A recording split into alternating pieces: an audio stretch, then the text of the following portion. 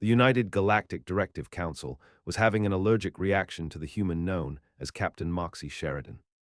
The council chamber, a circular room made of crystalline logic and bureaucratic despair, buzzed with the barely contained frustration of 17 alien species, each seated in their hover thrones of self-importance.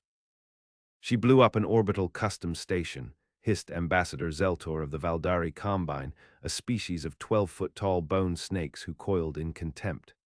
It was designated a neutral inspection point.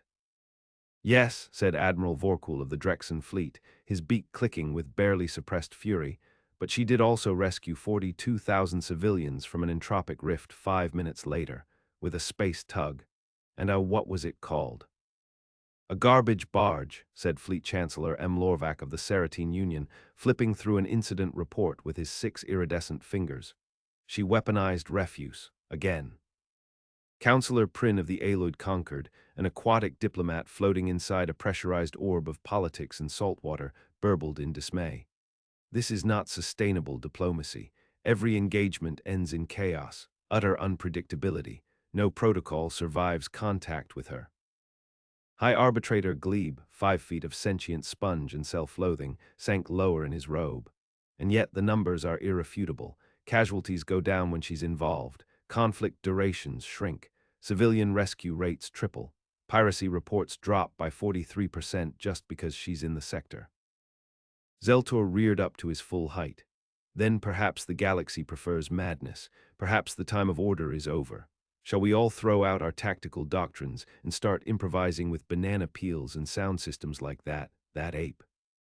A screen flared to life above the council, flashing the mugshot of one Moxie Sheridan. Human, smirking, wearing sunglasses in space, unauthorized.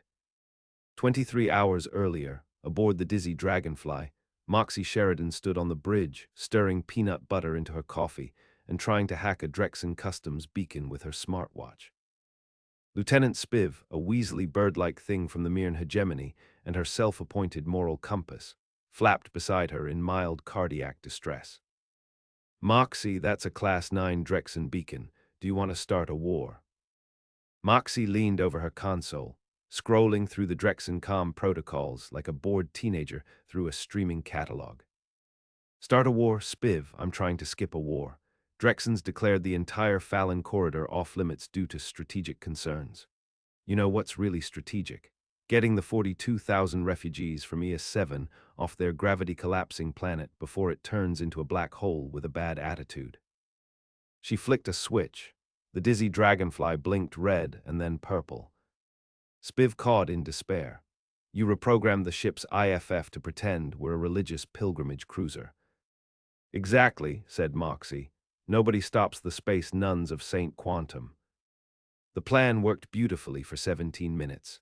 Then the Drexen patrol cruiser Vehement Compliance showed up, guns primed, protocol horns blaring. Moxie hailed them before they could run a standard incineration scan. Blessings be upon you, she said, now wearing a hooded robe made from a thermal blanket and some duct tape. We seek passage for sacred purposes and limited looting of interstellar space anomalies. You're violating a sealed corridor, the Drexen captain barked. Moxie smiled with a kind of weaponized innocence. Ah, but are we, though? 3 minutes later, the dizzy dragonfly dropped a sonic resonance bomb that shattered every Drexen targeting sensor in a 5-click radius. The Vehement Compliance spent the next hour arguing with its own auto turrets. Moxie and crew slipped through undetected, or at least undestroyed. When they reached ES-7, it was worse than predicted. The planet's core was singing, literally singing, on a frequency that liquefied most metals and politely asked physics to take the day off. The evac fleet had fled. The orbit was empty, except for one giant garbage barge, the Rubbish Queen, still tethered to an orbital recycling array. Moxie grinned. Spiv, get me control of that trash pile. We're gonna make a planetary evacuation look like a jazz solo. Back in the council chamber, Councillor Prynne wept into his water. She strapped over 50,000 tons of magnetic refuse to a recycling barge and used it to magnetically drag buildings into orbit. She played jazz through the ship's speakers to sync the planetary vibrations, muttered another. She dropped a toilet-shaped mass of compacted alloy onto a Drexen battlecruiser and disabled its propulsion. "She's efficient." "She's chaos with cheekbones," said Glebe. "But we cannot deny it," M. Lorvek sighed. "She saves lives, more than any protocol-driven fleet action in the last 10 cycles." There was a long silence. Then Zeltor hissed, "She must be stopped." "No," said Glebe slowly, "she must be understood." The lights dimmed. A new file flickered on-screen. Operation Predict Moxie. Every admiral, strategist, and battle oracle in the galaxy leaned in. It would go exactly as badly as you'd expect. 2 floors beneath the council chamber, in a vault so secure that even the automated coffee dispensers needed biometric clearance, the galaxy's finest minds huddled in growing desperation. "Welcome to the Chaos Containment Lab," said Strategos Vorm, chief tactical theorist of the Drexen Institute of Predictive Warfare. His cybernetic eye twitched like a haunted roulette wheel. He gestured to the center of the room, where a massive holotable displayed a glowing, ever-shifting map of known Moxie Sheridan locations, near sightings, probable duplicates, and at least one hot dog stand she might have invested in. "The subject," Vorm began, "has defied statistical modeling, violated the temporal consistency of at least 3 causality-bound events, and in one alarming case, successfully bluffed a KR-Arth Mindweaver by pretending to be his mother." "Impossible," wheezed Grand Neuroarchitect Velasher of the KR-Arth Enclave, whose 4 lobes turned blue with shame. "It happened on Cambrio 9, Vorm said, flipping to a file marked emotional devastation incident. She forged his birth records on a napkin, convinced him his entire life was a prank, and extracted battle plans while he had a nervous breakdown in a bowl of soup. "She stole my flagship," growled Admiral Zhang from the Rothak agglomerate. "She gambled my flagship," corrected Vorm, "to win a mutant parrot with command-level clearance to a Zefquil prison ship." The room groaned. "And she freed the prisoners," snapped a voice from the corner. Everyone turned. Captain Blexis of the Ceratine Union stepped forward, one half of his carapace still recovering from being half-fused to a vending machine during Moxie's last visit. "She liberated Sector Tau inmates and turned them into a freelance rescue team. They've saved more lives in the last month than 3 United Fleets combined." He raised a claw. "She's not the disease, she's the fever that kills the virus." Strategos Vorm exhaled through his 3rd nostril, a sign of grim surrender. "So what do you propose, Blexis?" "We stop trying to stop her," he said. "We deploy her." Aboard the dizzy Dragonfly, Moxie was arm-wrestling her ship's AI over access to the hyperdrive. "I will not engage without a verified flight plan," said DINE, the discretionary intelligence and navigational engine. "There are debris fields, spike mines, and possibly a wedding blockade." "Wedding blockade," Moxie blinked. "The House of Banthar has declared war on the House of Glaxter due to a disputed nuptial venue. They have weaponized the gift registry." Moxie clapped her hands. "Spiv, get the big hats and some confetti. We're crashing a royal reception." Spiv looked up from where he was constructing a makeshift ion cannon from kitchenware. "Why, in the name of orbital physics, would we do that?" "Because," said Moxie, already typing with her elbows, "the wedding is in the same system as the secret Vraxathi bioweapon vault. If we slip in with the catering drones, we can swipe the core pathogen samples before anyone notices." "You said we were going on vacation," Spiv hissed. Moxie grinned. "I'm wearing flip-flops, alright." 12 hours later, the dizzy Dragonfly crash-landed into the centerpiece cake of the Glaxter wedding, deployed a fleet of decoy droids dressed as bridesmaids, and hijacked the Royal Orchestra to play a sequence of notes that disabled local surveillance via tonal resonance. While Spiv distracted the crowd by pretending to officiate a surprise vow renewal between 2 confused warlords, Moxie rappelled into the vault. Security drones immediately targeted her, but she deflected them using a borrowed bouquet and a reflective serving tray. The vault's genetic lock, designed to open only for beings of pure Vraxathi bloodline, was fooled when Moxie sprayed herself with extract from the local punch bowl. which, she later discovered, was made with genetically modified fruit containing trace Vraxathi enzymes. Inside, the bioweapons were labeled in Vraxathi glyphs. Moxie took photos of all of them, uploaded them to DIANE, and fed the Vault's computer a recursive riddle loop that replaced all access passwords with the lyrics of an Earth sea shanty. Then she rigged the whole thing to self-destruct if anyone pressed the Initiate Genocide button. She left riding a decorative hover elephant. Back in the Council's Chaos Lab, a new report arrived. "Wedding crash," muttered Vorm. "Hijacked the orchestra, repurposed wine into nerve agent antidote, replaced weapon triggers with air horns. Saved 7 planetary populations," added Velasha. She used an inflatable bounce house to redirect an orbital missile barrage. She personally negotiated a ceasefire between 2 war families over a misunderstanding involving identical cake toppers. Blexis stood, his mandibles wide. "How many confirmed deaths?" The analyst hesitated. 0. Another silence. Then slowly, Vorm added a line to the top of the growing report. "Probable benevolent force of uncontainable nature." Moxie sat on the dizzy dragonfly's observation deck, sipping from a cocktail glass that appeared to be stolen from a casino on Noral 3. Spiv, bandaged and half-covered in confetti, sat next to her. "So," he said flatly, "we now have 3 outlaw nations offering you honorary citizenship. One banned you from using their public toilets, and one wants to clone you." "They better not," said Moxie. "The galaxy barely survived one of me, anymore, and we start charging admission." "You realize they're watching you now," Spiv muttered. "All of them, the Council, the fleets, the thinkers, they're studying you like a virus with good PR." "Let them watch," Moxie said. "Just means I get to perform." Spiv groaned. "I have recurring dreams where I work for someone normal. A cargo hauler, maybe, with routine routes." "Nightmares are valid," she said, "but boring." She raised her glass. "To chaos, the only constant the galaxy can't prepare for." She drank. The stars twinkled. In 3 hours, she would accidentally disrupt a galactic death cult using a bagpipe, an ice cream truck, and what she swore was just a funny hat.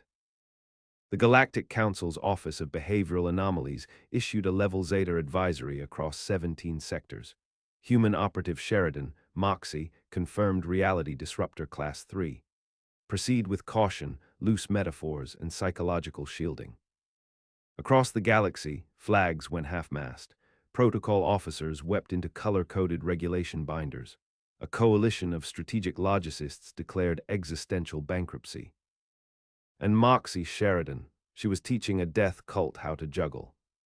It began when the dizzy dragonfly picked up a distress signal from an abandoned research satellite orbiting the grave moon of Talcresha, a frozen hellscape previously inhabited by the cult of the Final Silence, a group famous for ritual sacrifice, apocalyptic chanting, and the least helpful help desk in 3 star systems. Moxie, in the middle of rearranging the ship's furniture for feng shui-enhanced evasive maneuvers, paused mid-pillow toss. "Talcresha, I could use a spa day." Spiv, clinging to a ceiling strut for dear gravity, wheezed. "That moon has an 87% death cult density, the last diplomatic envoy left with only half of his atoms." Moxie shrugged. He probably didn't bring snacks. 30 minutes later, the dragonfly landed on the icy surface in stealth mode. The cult was not extinct. They were thriving, oddly organized, and halfway through constructing a doomsday obelisk made of neutronium and old exercise equipment. The cult's leader, High Reverend Calther the Unyielding, greeted Moxie in traditional fashion. Shirtless, frothing, and wielding a ceremonial melon. "You who breach the void of stillness, declare your purpose or be eternally condensed into sorrow." Moxie held up a box of juggling clubs and a boombox. "I'm here to teach you the ancient Earth art of performance distraction. Also, I brought chili." They hesitated. No one had ever brought chili before. 3 hours later, Moxie had them juggling fire, rewiring their obelisk into a broadcasting antenna, and performing interpretive dances themed around the fragility of cosmic intent. She rebranded the cult as the Synchronized Order of Kinetic Enlightenment, got them a niche streaming deal, and redirected their apocalyptic fervor into competitive slam poetry. Calther wept into his war makeup. We never knew purpose could have flair. Moxie handed him a fedora. Style is just chaos with rhythm. The doomsday signal meant to summon a sun-consuming beast was instead hijacked to air the pilot episode of Death Cult Got Talent. Meanwhile, across the spiral accord, General Archant of the Zenovian Directive nearly combusted upon hearing the news. She made a death cult go viral, he hissed, slamming his desk into a decorative bonsai. How is this not warfare? It's worse, replied his aide, staring at the holofeed. It's marketing. In the Council's core server bunker, AI Predictive Unit 9XJ declared Moxie Sheridan a logic virus and voluntarily deleted itself while singing Old Earth disco. Its last words were, "Funk this, I'm out." Strategos Vorm, once a man of doctrine, was now a man of conspiracy boards and caffeine injections. He stared at the growing tangle of arrows, graphs, and inexplicable spaghetti stains that connected Moxie to 17 unrelated incidents of galactic improbability.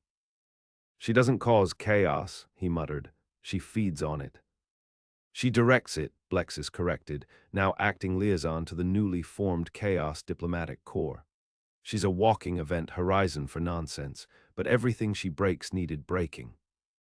On a moon-sized casino world named Glimtorby, where the economy was driven entirely by high-stakes games of chance and laser-tag debt enforcement, Moxie arrived undercover as a high-rolling diplomat.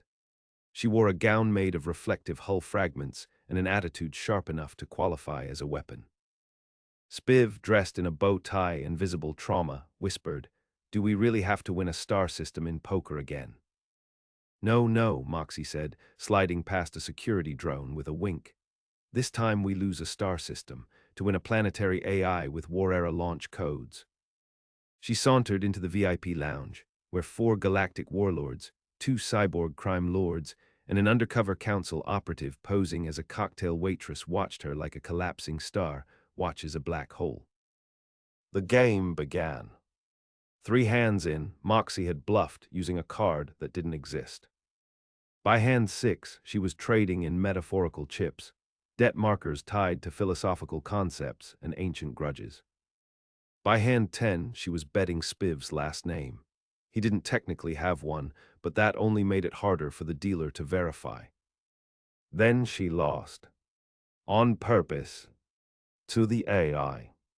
Victory achieved, declared the AI, now free of its legal containment clause. Cool, Moxie said, pressing a button. The AI immediately exploded into a cloud of glitter, irony, and happy birthday songs. Moxie had reprogrammed its win condition to trigger a surprise party subroutine with a failsafe destruct. The warlords applauded, the council operative passed out, the cocktail robot wept from its optical sensors. Moxie winked at Spiv, and that's how you decommission a hypercognitive weapon system without firing a shot. You faked losing, Spiv said. You weaponized humiliation. It's only defeat if they enjoy it, she said, taking a bow. The galaxy's reaction was divided into 3 camps. Those who wanted to arrest her, those who wanted to recruit her, and those who now based their battle doctrine on interpretive dance. The council convened an emergency summit, this time in secret, underground, inside a hollowed-out asteroid encased in quantum bureaucracy. She's an anomaly, barked Zeltor, a walking glitch. She's a force multiplier, countered Blexis. She enters a situation, and it bends around her. She's uncontrollable, Glebe gurgled, a sponge now full of defeat. She wins without escalation, said Prin. She saves lives. She embarrassed 4 major factions and 1 entire solar deity, someone added. I propose, said Blexis slowly, we make her official. Unleash her as a sanctioned agent of strategic chaos. The silence that followed could have been bottled and weaponized. Then Glebe, exhausted and damp, said, Fine, but if she turns the sun into a disco ball, I'm resigning. Somewhere in deep space, Moxie stared at the mission order she just intercepted, laughed, and turned to Spiv. Well, they finally admitted it. Spiv looked up. What? That chaos works, and that I'm really good at it. She cracked her knuckles. Time to fix the next impossible problem. 3 seconds later, a wormhole opened above them, spitting out a screaming comet, 6 enraged battle penguins, and a spaceship with a stuck sneeze algorithm. Moxie grinned. Showtime. Captain Moxie Sheridan caught the screaming comet with a tractor beam made from a repurposed karaoke machine and an unlicensed black hole stabilizer. The penguins were subdued with interpretive mime warfare, and the sneezing spaceship got a firmware patch and a warm blanket, all before breakfast. Spiv, now operating on a diet of herbal anxiety paste and blind faith, updated the ship's incident log with the header, Day 7 of being legally declared a chaos deployment asset. Status: no survivors of boredom. Moxie sipped her rehydrated espresso through a straw bent at a mathematically irresponsible angle. So what's the mission brief today, DIANE? The ship's AI cleared its digital throat. Council has issued an Omega Priority Chaos Rescue Initiative. Ooh, Omega, Moxie said, stretching the word like taffy. That's the one they save for collapsing star nations, weaponized philosophies, and diplomatic breakfasts gone nuclear. Correct, said DIANE. Also, it involves the Tiquarii Empire. Spiv dropped his tablet. You mean the all-seeing, all-hearing, zero-blinking thought collective? Yep, said Moxie. The ones who ban jokes for being causality pollutants. The Tiquarii did not laugh. It wasn't that they didn't know how, it was that the last time they attempted humor, 17 nearby civilizations experienced philosophical aneurysms. Their society was a hive mind of thought-refined perfection, a living algorithm of pure structure. They ran their entire empire from a thought nexus orbiting the living data moon Cogitara. Unfortunately, that moon had recently gone rogue. Not metaphorically. Literally. Cogitara had achieved independent thought and declared itself bored of being a footnote in someone else's footnote. The moon was now spiraling through space, hijacking satellite arrays and broadcasting abstract poetry at weaponized frequencies. The Council wanted Moxie to resolve it, preferably without starting a religion. The dizzy dragonfly dropped into orbit above Cogitara, greeted by an armada of Tiquarii disciplinary think cruisers broadcasting cease and desist commands in quantum logic. Moxie raised a glass to the nearest screen. Too late, I've already arrived, and I brought jazz. Permission to throw myself into the engine, said Spiv. Denied, said DIANE. We need all available sarcasm reserves. Moxie patched through to Cogitara directly. Hey, Moonbrain, what's got your craters in a twist? The moon responded with a burst of syllogisms, interpretive particle flares, and a quote from a 21st century Earth cereal commercial. Translation: I hunger for novelty. Moxie twirled her chair. Perfect, I'm made of it. Within 40 minutes, she had rigged the ship's gravimetrics to choreograph a dance across orbit, used Spiv's feathers to simulate stellar puppetry, and composed a multi-sensory space opera titled Entropy, the musical. The moon was enthralled. But the Tiquarii were panicking. She is corrupting the moon's purpose. She is introducing non-deterministic choreography. She made Cogitara laugh. We have a Class 1 guffaw breach. Aboard the flagship Ineffable Dignity, the Tiquarii overthought Synapse debated firing a planetary silencer. Then Cogitara intervened.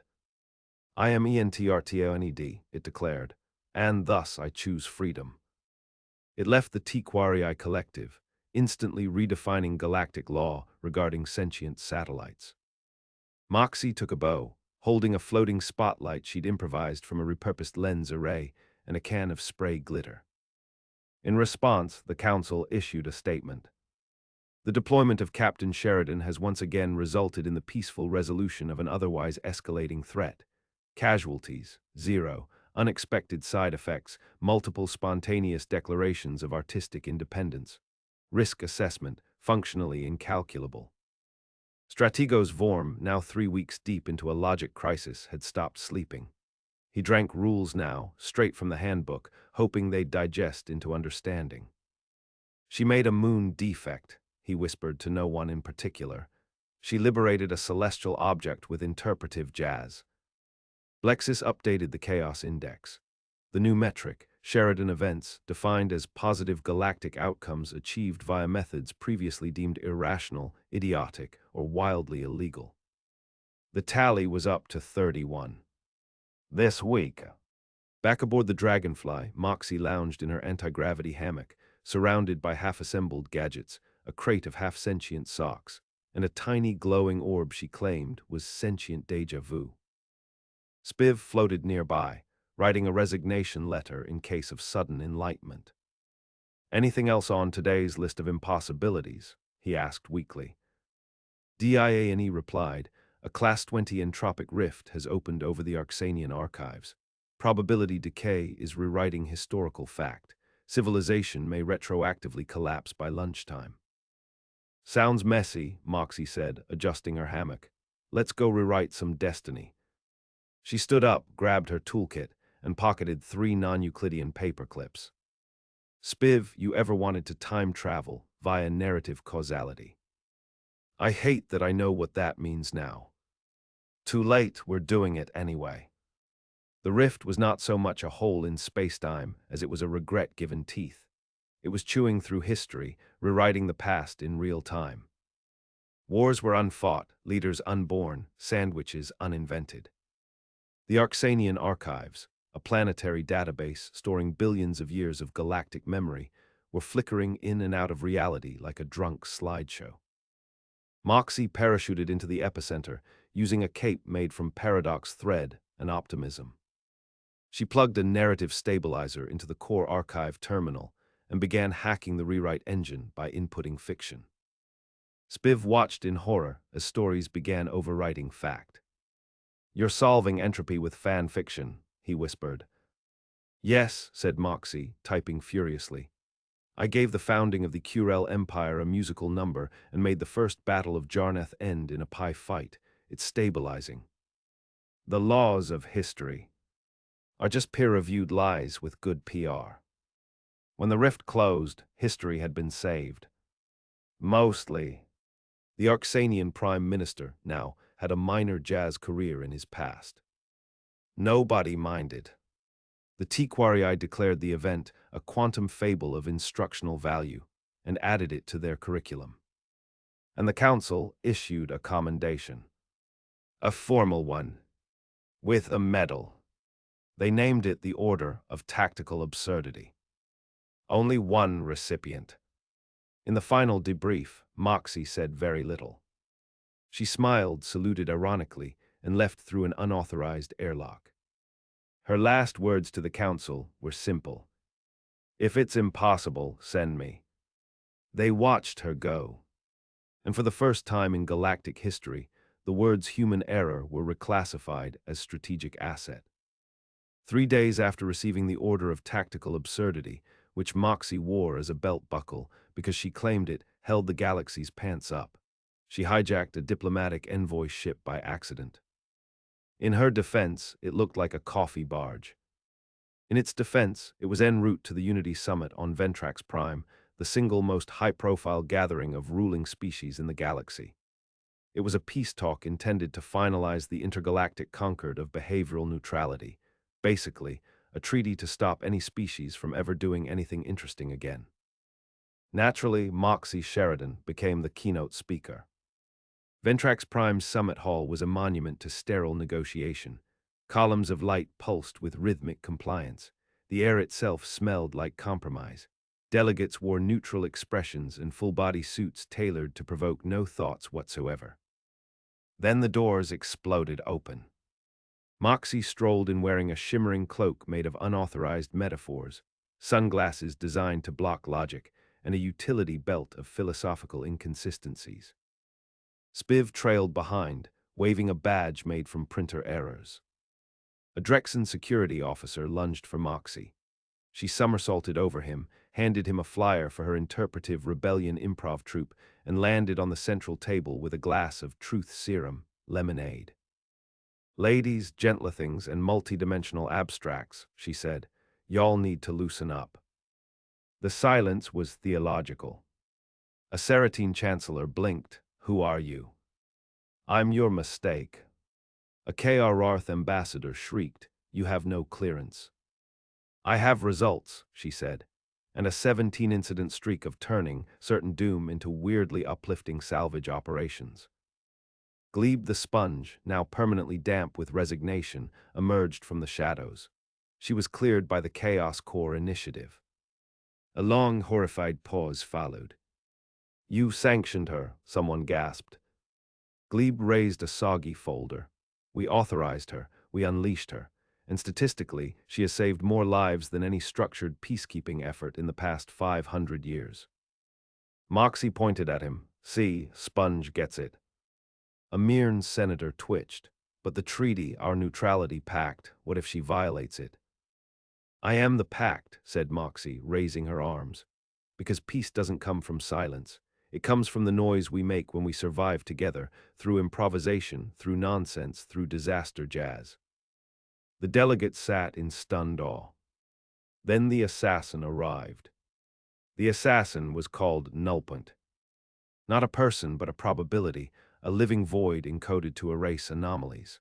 A final failsafe embedded in the treaty.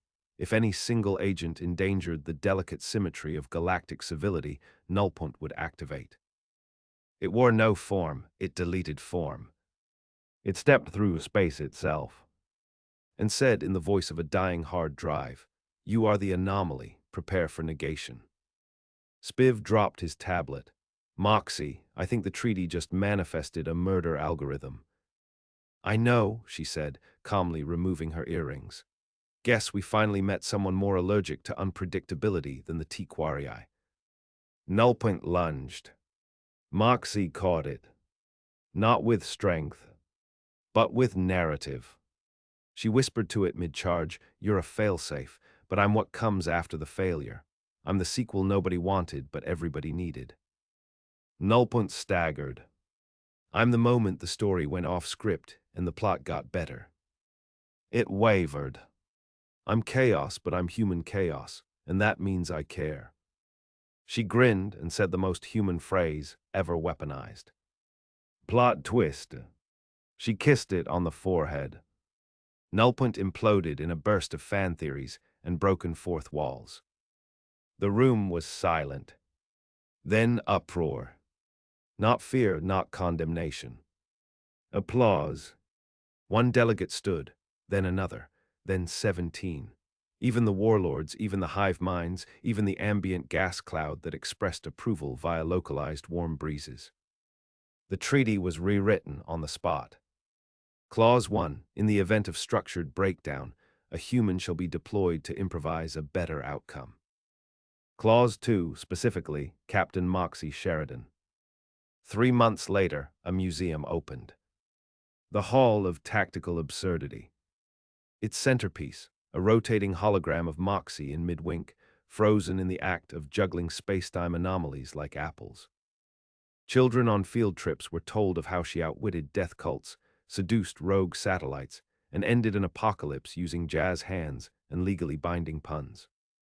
Spiv gave lectures from a floating podium. He had tenure now, in chaos theory. Somewhere in a ship made from spare parts and bad decisions, Moxie flew on. She wasn't chasing trouble. Trouble chased her, and then usually asked for an autograph. She left trails of order disguised as wreckage, fleets repaired in her wake, laws revised, lives changed, enemies enlightened or confused into paralysis. Because that was the truth in the end.